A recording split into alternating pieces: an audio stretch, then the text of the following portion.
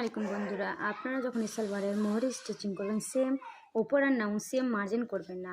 ওপরে যদি 6.5 নেন, নামতে 7.5 মার্জিন করবেন, তাইলে আপনাদের সমস্যা হয় কি সালোয়ারের মোহরিতে কোনা বেড়ে যাচ্ছে, তাহলে কোনাটা বেরোবে না। দাঁড়ান আমি আপনাকে এটাকে স্টিচিং করে দেখাচ্ছি। হ্যাঁ, সবসময় আপনারা যদি সালোয়ারের মোহরি যদি 6 হয় তো 7 নেবেন, তাহলে আপনাদের মোহরিতে সমস্যা কোনো হবে না, কি কোনা বেড়ে যাচ্ছে, ভালো লাগছে না সেলাইতে। স্টিচিং করে আপনাকে দেখাচ্ছি।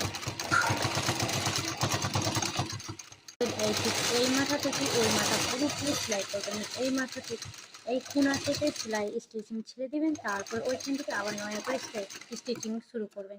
কেন কি আপনারা সবসময় সমস্যা হয় কি ঝোল আসছে, তাইলে ওই মোহরি থেকে এই মোহরি পুরোপুরি সেলাই করবেন না, তাইলে আপনাদের সমস্যা হবে না, ঝোলও আসবে না। আসুন আপনাকে দেখাচ্ছি।